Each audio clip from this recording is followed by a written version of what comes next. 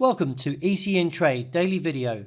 Before we begin, it should be noted that any advice is of a general nature only and that your personal circumstances have not been taken into consideration. Hello everyone, my name is Rob Clayton and thank you very much for joining me.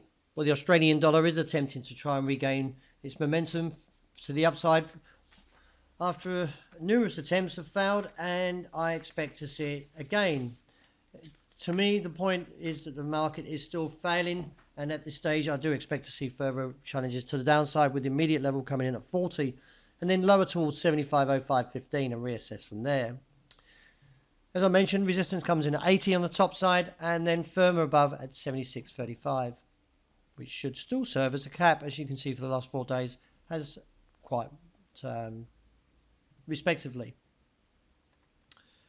The US dollar did trim some of its gains over the night.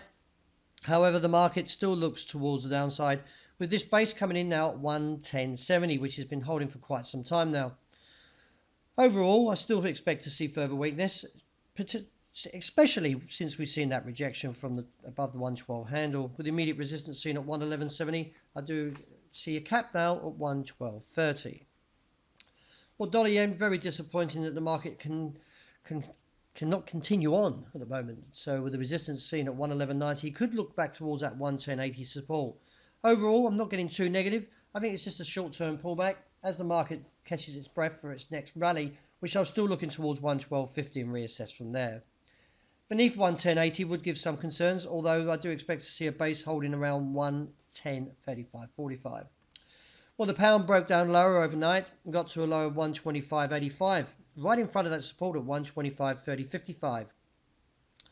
It is viewed that the market will test lower, and I do expect to see the further implications towards the downside around 124. Any advances on the day should find a cap now around 90.05. Gold is attempting to try and recover as it now breaks above that 49 resistance and records a high of 50 of this morning. I do expect to see further gains up towards 56 and then reassess from there, as it could stretch up towards 66. Any pullback should find support on the day at 40, with a firm base seen at 30 to 36.